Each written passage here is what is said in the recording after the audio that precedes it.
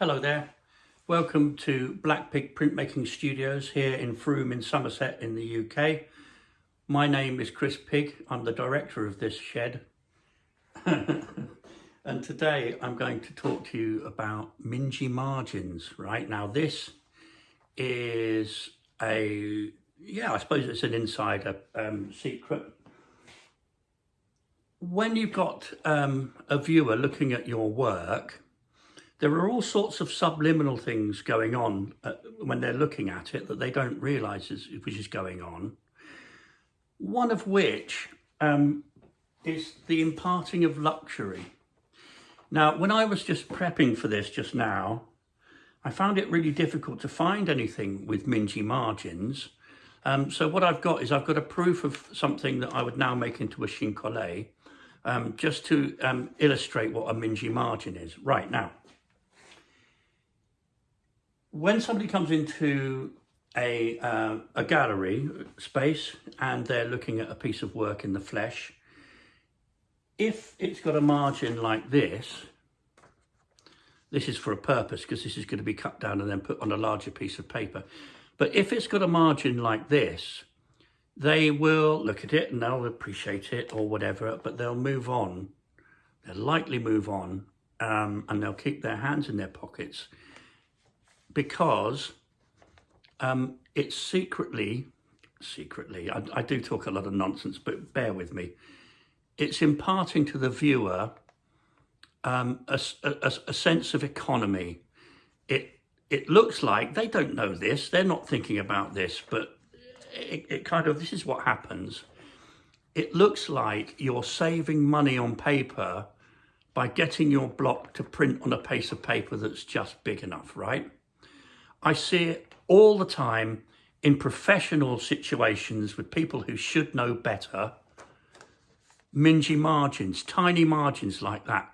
It's the kiss of death, it's catastrophe. What they tend to do, say with the Society of Wood Engravers, for example, when they're exhibiting, if they're presented with something with a mingy margin like that, they will then put a bevel mount on it so that it's in balance.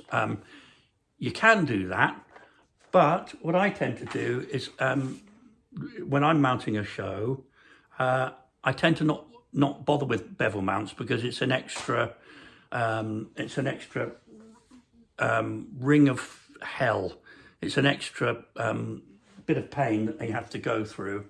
Whereas if you've got your paper the same size as your frame with the print already on the paper, then it's just a matter of popping it into the frame and bunging it on the wall.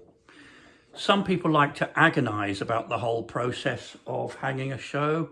They like to sort of like arm in arm and scratch their chins and go and have a coffee and then go back to it and talk about sight lines, because they're really into the whole process of being an artist. Personally, I've hung more shows than I've had hot breakfasts, and I want to get the process over with as soon as possible, right? And then have your coffee or whatever it is you want, right? So here's an example of something that's done in the studio by me. This is not a finished print. This is not for edition. This is a proof, right?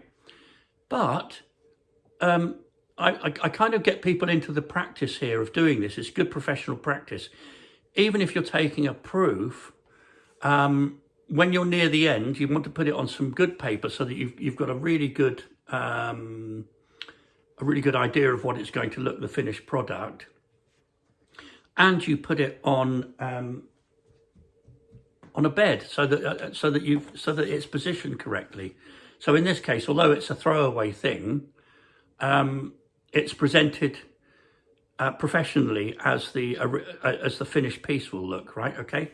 So here's an example of margins: equal margin, top and sides, longer at the bottom.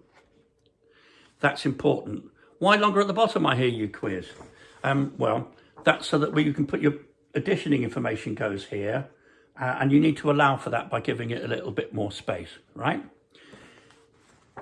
If you've got larger margins, you can afford to have an equal margin all the way round, or even a higher margin at the top and bottom and smaller at the sides, or vice versa. Because if it's got enough space, it won't look out of kilter. If you've got a frame coming in too close to the image and that's out of balance, it looks absolutely fucking catastrophic. So I'm telling you now, so there's no more excuses, right? No more mingy margins. Give your paper a piece of room.